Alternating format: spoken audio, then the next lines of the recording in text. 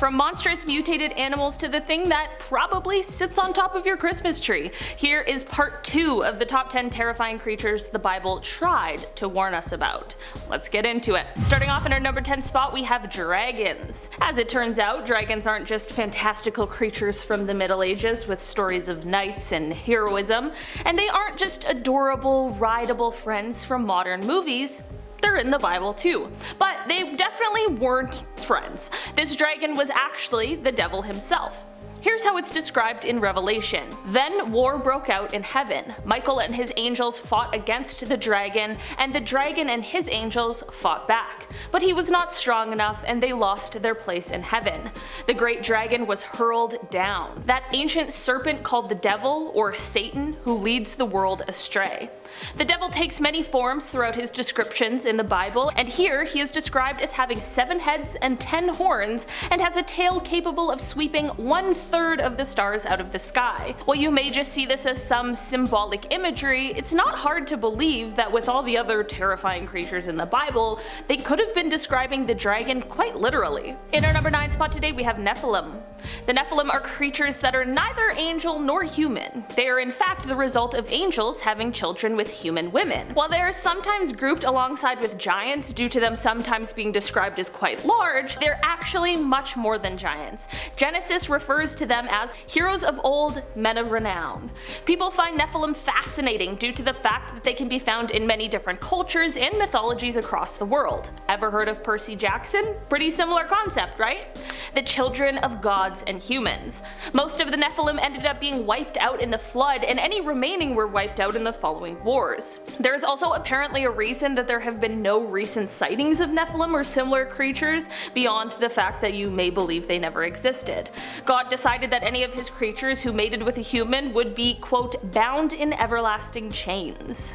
In our number 8 spot today, we have vampires. Turns out that these blood-sucking beasts aren't just from Twilight, and they definitely aren't as hot as Robert Pattinson or sparkle in the sunlight either. Vampires actually appear in the Bible at least 50 times. Here's one way that they're mentioned, quote, "There are those whose teeth are swords, whose fangs are knives, to devour the poor from off of the earth, the needy from among mankind." While some people say that it's obviously just some colorful imagery and not actually vampires, there are many theologists who believe the link between the devil, drinking blood, and sinning is pretty clear.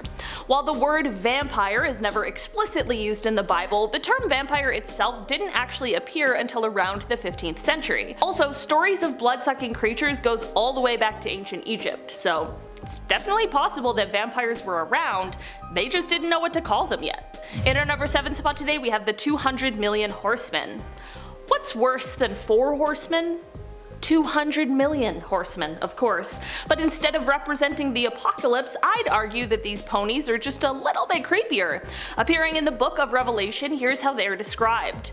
The horses have the head of lions, and they are spitting smoke, fire, and brimstone from their mouths. They also have the tail of serpents.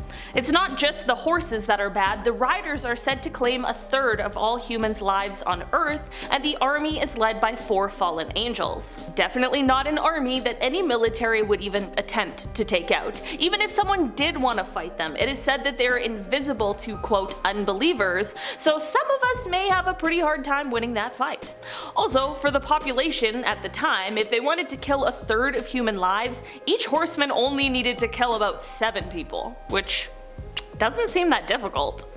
In our number 6 spot today, we have Woman on a Beast. The Woman and the Beast, also known as the Scarlet Women, and a much more rude name that I probably can't say here, is mentioned in the book of Revelation. She is, of course, a woman who is riding on a scarlet-colored beast with 7 heads and 10 horns on her forehead.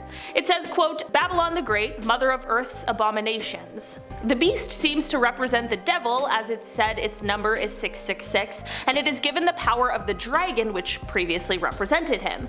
As such, the woman is seen as a false prophet and a large representation of immorality. Many people choose to follow and worship the beast as they believe it is stronger and more powerful than any other creature, and all those who do receive the mark of the beast. Eventually, the two are both caught and they are thrown into a river of fire and sulfur. In our number 5 spot today, we have Daniel's angel. Physical descriptions of angels aren't often seen within the Bible, but when they do show up, they're actually pretty scary and you definitely probably wouldn't want to meet one in real life.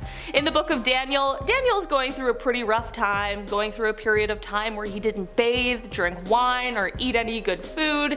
Hey, I've been there, Daniel, don't worry about it. But then an angel appears to him. Never happened to me.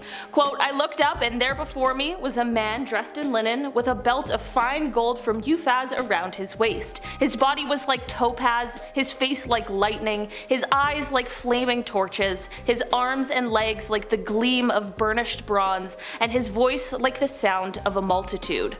So let's break that down. Basically, this angel had a crystal body, an electric face, shot fire out of his eyes, and spoke with the voice of an entire crowd.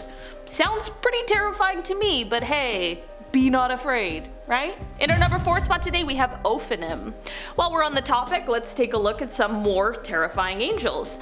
I really don't know why we couldn't have just stuck with beautiful winged people. To each their own, I guess. These guys are said to be the second highest and most holy of the 10 orders of angels, and their bonkers physical description is one you've probably seen depicted before.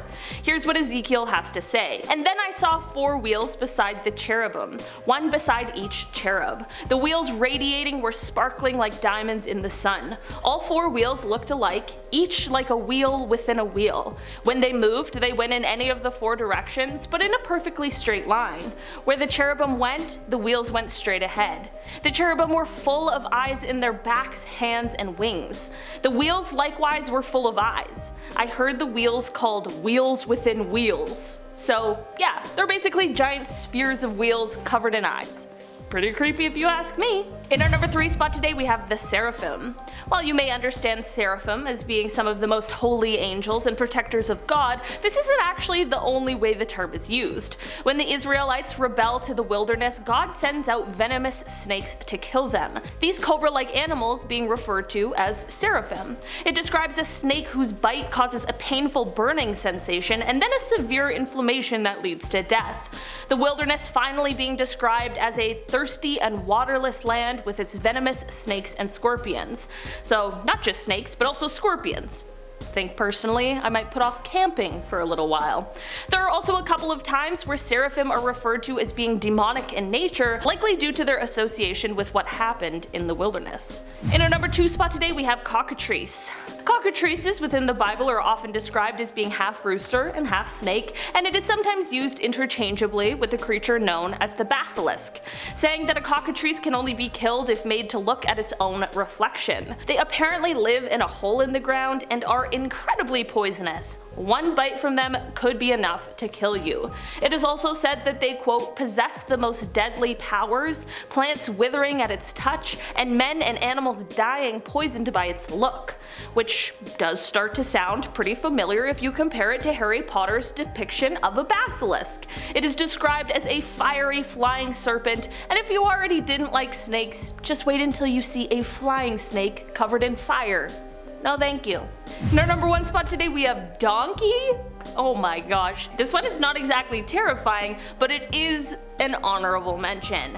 This is not just a regular donkey, but a talking donkey. I feel like I'm in Shrek. In the stories, a prophet named Balaam was told to curse God's people, being given gifts to try and accomplish this. But God tells him not to, but he's pretty excited over all of these riches he's being promised if he does do it. So he disobeys God, riding out on a donkey. The donkey is stopped in the road when he sees an angel, and Balaam tries to hit him, trying to get him to move. God then gives the donkey the power to speak, but instead of making waffles, the donkey is pretty mad about being hit. He says, "Am I not thine ass?" which you gotta admit is pretty funny. Or maybe I just have a childish sense of humor. Alright guys, that has been our list for today. Thanks so much for checking it out. I've been your host today, Olivia Kozlowski, and I'll see you all next time. Goodbye.